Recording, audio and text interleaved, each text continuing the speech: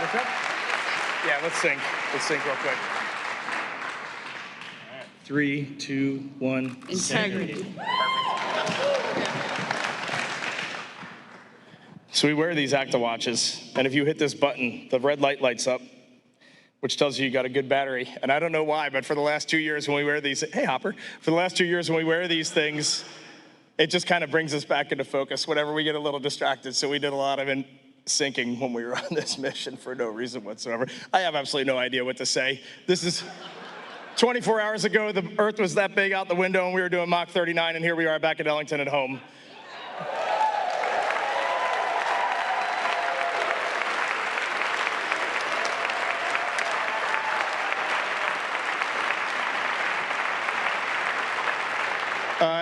Every one of us are just going to give a couple words, but I get the mic first, so I'm going to start. Victor, Christina, and Jeremy, we are bonded forever, and no one down here is ever going to know what the four of us just went through, and it was the most special thing that will ever happen in my life. And our families are over here, and with the exception of Dot, Susie, and Jeannie, who are in the audience, but I don't know where they are. But Dot, I'm gonna hit McDonald's later today in honor of your husband. No one knows what the families went through, man. This was not easy. Being 200,000 plus miles away from home, like before you launch, it feels like it's the greatest dream on earth. And when you're out there, you just wanna get back to your families and your friends. It's a special thing to be a human, and it's a special thing to be on planet Earth. Thank you.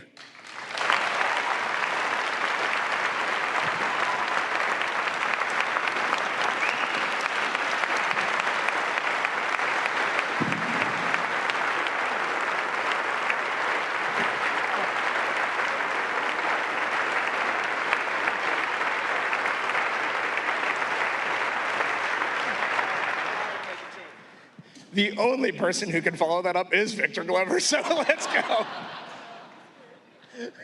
And now we're ready for questions. I'm gonna keep it brief because I'm afraid to start talking. I have not processed what we just did, and I'm afraid to start even trying. When this started on April 3rd, I wanted to thank God in public, and I want to thank God again, because even bigger than my challenge trying to describe what we went through, the gratitude of seeing what we saw, doing what we did, and being with who I was with, it's too big to just be in one body. And I wanted to thank our families for everything that he just said. So great words, great words, great words. I love you, but not just those 5 beautiful cocoa skin ladies right there. All of you. And I wanted to thank our leadership. And it's changed since we were here in April of 2023, but the qualities haven't.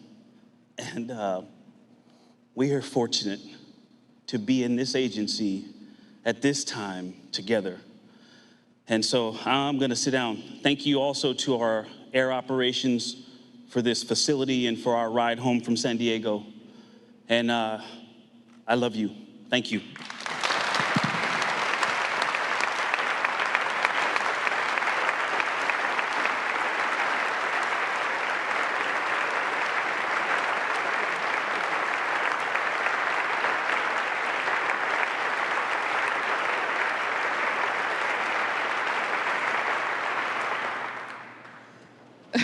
Reed just said it was a setup for us who had to follow him. That's true. I couldn't sleep this morning, so I did write some words down in my mind, and I'm gonna try and share them with you today. 10 days ago, this journey started with our mission manager, Sean Duvall, knocking on my door in crew quarters and whispering, "Christina, we're go for launch. Get up." And it ended last night when my nurse on the ship put me to bed and said, "Ma'am, can I get a hug?" So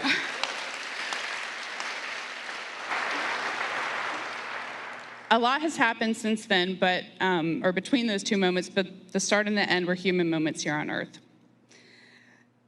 So several years ago, I was giving a speech and I was doing my usual talk about crew and crewmates and teamwork, and someone asked the question, what makes a crew? What is different about a crew than a team? And I was like, I got this. Opened my mouth confidently to tell them everything I knew about being a crewmate. And everything that came out of my mouth was completely without value. I was like, yeah, crews, they're in space, and they work together, but they eat together too. So, they're a crew. And boats have crews. You're a crew if you're on a boat. Helps if you have a paddle. That'll be good. That'll make you a crew. But the last 10 days, I've gotten a little bit of a better answer on that question.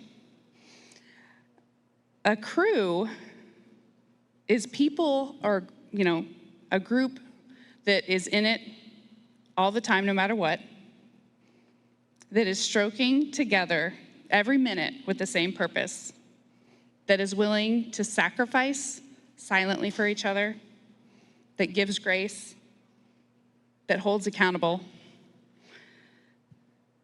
A crew has the same cares and the same needs, and a crew is inescapably, beautifully, dutifully linked. So when we saw Tiny Earth, people asked our crew what impressions we had. And honestly, what struck me wasn't necessarily just Earth, it was all the blackness around it. Earth was just this lifeboat hanging undisturbingly in the universe.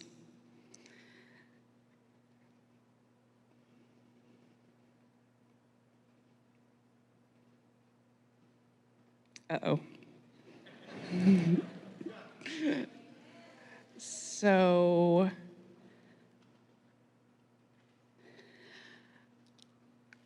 I may have not learned, I know I haven't learned, everything that this journey has yet to teach me.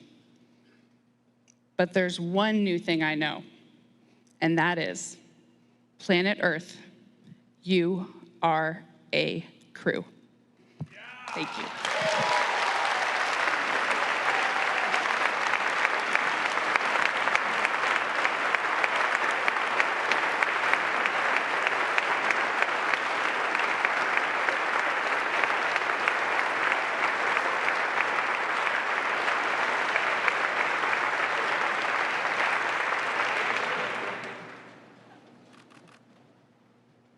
Well, it's been a lot. This isn't helping. But this is the furthest I've been away from Reed in a long time.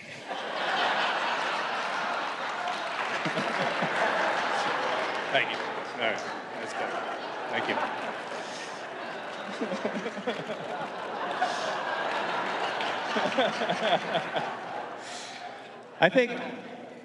Thank you. I think what I'd like to share today is maybe 3 of the human experiences for us. And you haven't heard us talk a lot about the science, the things we've learned, and that's because they're there, and they're incredible. But it's the human experience that is extraordinary for us. And it sounds like maybe for you too. And so I think I'll start with gratitude. Gratitude for my family, gratitude for NASA, for its leadership, gratitude for Canadian Space Agency, gratitude pour les Canadiens et les Canadiennes, et j'ai hâte de pouvoir revenir avec Reed, Christina, Victor, au Canada. Gratitude for the bravery and the courage for the teams to be no-go when we were no-go and go when we were go. That took a lot. And I don't think people will really ever fully comprehend how well supported and trained we were. It is almost unbelievable.